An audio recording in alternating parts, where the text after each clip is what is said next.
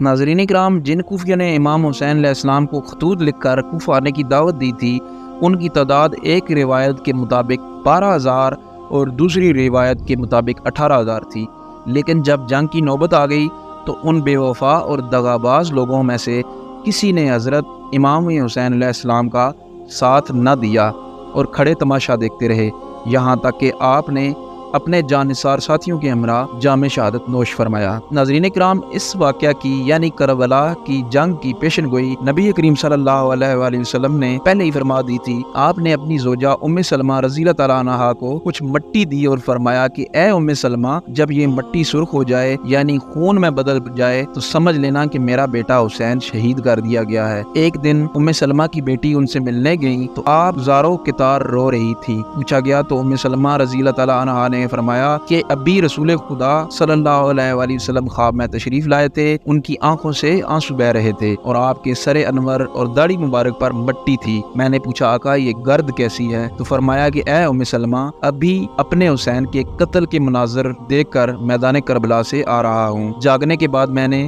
وہ مٹی دیکھی جو حضور اکرم صلی اللہ علیہ وآلہ وسلم نے مجھے دی تھی تو وہ خون ہو چکی تھی۔ ناظرین کرام، حضرت امام حسین علیہ السلام کی شہادت کے بعد اہل بیت اطہار کے بقیہ افراد پر مشتمل قافلہ ابن زیاد کے پاس کوفہ پہنچا۔ یہ سیاہ بخت انسان اس خستہ حال افراد اہل بیت سے انتہائی بدتمیزی سے پیش آیا۔ حضرت امام حسین علیہ السلام کا کٹا ہوا سر ابن زیاد کے سامنے پڑا ہوا تھا۔ ہر خاص و عام کو محل میں داخل ہونے کی اجازت تھی۔ ابن زیاد سر مبارک دیکھ کر آپ کے لبوں پر بار بار چھڑی مارتا اور مسکراتا۔ صحابی رسول زید بن ارقم وہاں ایک کونے میں موجود تھے، ان سے رہا نہ گیا تو فرمایا ان لبوں سے چھڑی ہٹا لو، اللہ تعالیٰ کی قسم جس کے سوا کوئی معبود نہیں، میں نے اپنی ان آنکھوں سے دیکھا ہے کہ رسول اللہ صلی اللہ علیہ وآلہ وسلم ان ہونٹوں پر اپنے ہونٹ رکھتے تھے۔ یہ کہہ کر وہ رونے لگے۔ یہ سن کر ابن زیاد کی غضب کی کوئی حد نہ رہی اور بولا اللہ تعالیٰ دونوں آنکھوں سے رلائے، اگر تو بوڑھا ہو کر سٹھیا نہ گیا ہوتا اور تیری عقل ماری نہ گئی ہوتی تو میں تیری گردن اڑا دیتا۔ یہ دیکھ کر زید بن ارقم مجلس سے اٹھتے ہوئے یہ کہہ گئے اے لوگو، آج کے بعد تم غلام بن گئے کیونکہ تم نے فاطمہ کے لخت جگر کے قاتل اور ابن زیاد کو اپنا حاکم بنایا جو تمہارے نیک لوگوں کو قتل کرتا ہے اور شریروں کو نوازتا ہے۔ ناظرین اکرام، شہادت حسین کی خبر جب سرزمین حجاز میں پہنچی تو کوئی آنکھ ایسی نہ تھی جو اس سانے پہ اشکبار نہ ہو، لہٰذا حجاز میں فوری طور پر انقلاب برپا ہو گیا۔ اہل مدینہ نے اموی حکام کو صوبہ سے نکال دیا اور عبداللہ بن زبیر کی بیعت کر لی۔ یزید نے ولید بن عقبہ کی ماتحتی میں شامیوں کی فوج روانہ کی۔ اس فوج میں عیسائیوں کی کثیر تعداد موجود تھی۔ جب اہل مدینہ نے اطاعت قبول نہ کی تو ولید بن عقبہ نے شہر پر حملہ کرنے کا حکم دیا۔ اہل مدینہ اگرچہ بڑی بے جگری سے لڑے لیکن شامی فوج کے سامنے ان کو شکست ہوئی۔ اس جنگ میں بڑے بڑے اکابر مدینہ شہید ہوئے، جن میں فضل بن عباس اور عبداللہ بن حنظلہ قابل ذکر ہیں۔ شہر پر قبضہ کے بعد مدینہ الرسول 3 دن تک شامی فوجیوں کے ہاتھوں لٹتا رہا۔ مسلمانوں کی عزت و آبرو برباد ہوئی اور 3 روز تک مسلسل قتل و غارت کا بازار گرم رہا۔ تاریخ اسلام میں یہ واقعہ بہت ہی اہم ہے اور سانحہ کربلا کے بعد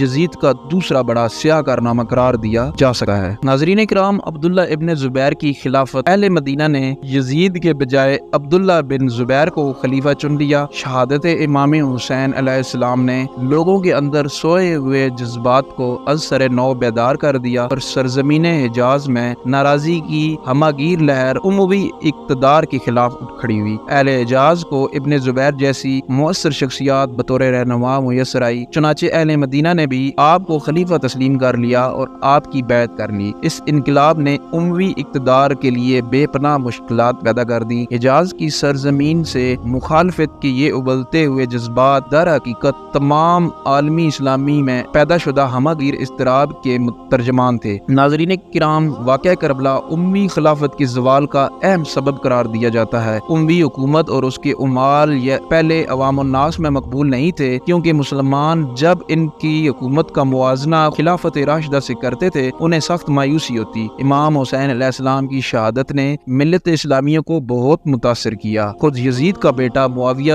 دل برداشتہ ہو کر خلافت سے دستبردار ہو گیا۔ اگرچہ امویوں نے اپنی قوت اور استقلال کی بدولت حکومت کو وقتی طور پر اپنے خاندان میں محفوظ محفوظ کر لیا، لیکن خلیفہ مروان ثانی کی زمانہ تک کھلم کھلا اور زیر زمین کئی طریقے مسلسل اس بات کے لیے کوشاں رہیں کہ وہ امویوں کی حکومت کا تختہ الٹ دیں۔ ناظرین کرام، عباسیوں نے امویوں کے خلاف اس رد عمل سے خوب فائدہ اٹھایا۔ ان کے دائی ملک کے کونے کونے میں پھیل گئے اور اموی مظالم کی داستان اس قدر پرزور اور پرتاثیر انداز میں پیش کرتے کہ عوام کے جذبات بھڑک اٹھتے۔ چنانچہ عباسیوں نے بھی امام حسین علیہ السلام کے انتقام کو اپنے مقصد کے لیے نہایت کامیابی سے استعمال کیا۔ ناظرین کرام، اس واقعے کا سب سے بڑا اہم نتیجہ یہ تھا کہ امام حسین کا کردار عین حق کے لیے ہمیشہ کے لیے روشنی کا ایک مینار بن گیا۔ حریت، آزادی اور اعلاء کلمت الحق کے سبب جب بھی مسلمانوں نے اپنے جد و جہد کا آغاز کیا تو امام حسین علیہ السلام کی قربانی کو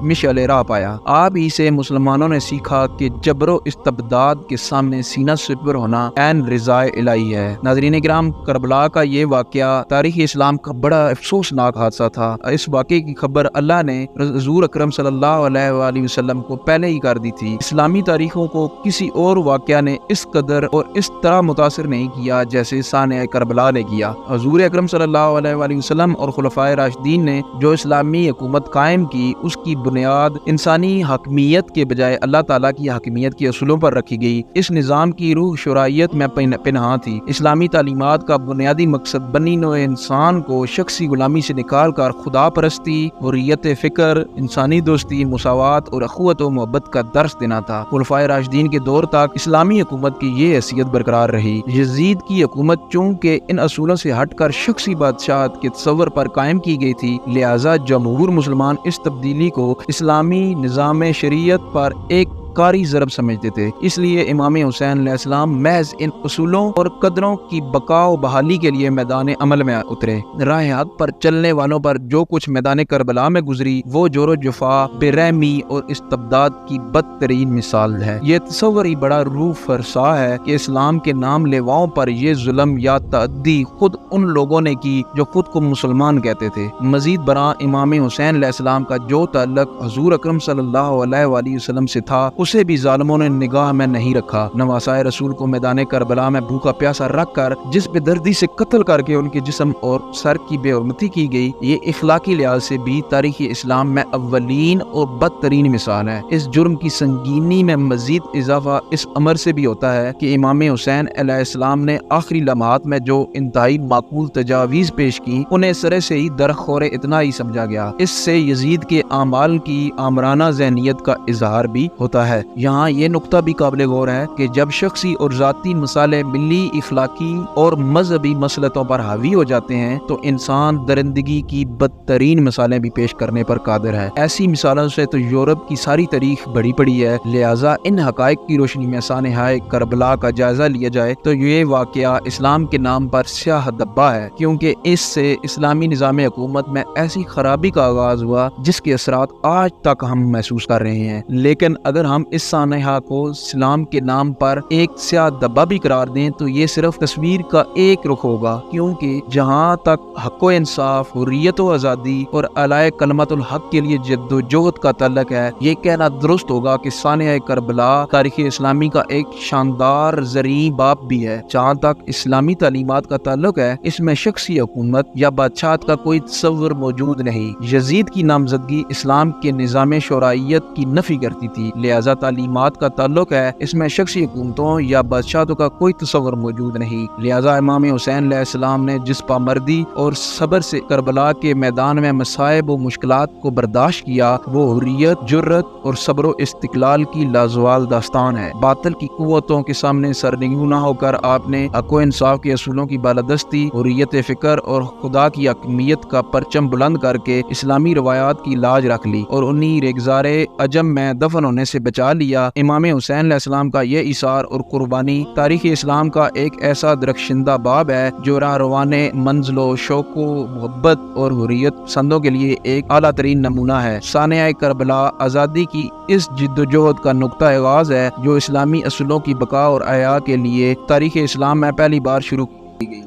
ناظرین کرام، یہ تھی ہماری آج کی کاوش، جس کو ہم امام حسین علیہ السلام اور ان 72 نوجوانان کے نام کرتے ہیں۔ اگر ہماری یہ ادنا سی کوشش پسند آئی ہو تو ہماری حوصلہ افزائی کے لیے ویڈیو کو لائک، شیئر اور چینل کو سبسکرائب کر کے ساتھ موجود بیل کے بٹن کو دبا دیں تاکہ ہماری ہر آنے والی ویڈیو آپ تک بآسانی پہنچ سکے۔ حاضر خدمت ہوتے ہیں کسی اور ویڈیو کے ساتھ، تب تک کے لیے اللہ حافظ۔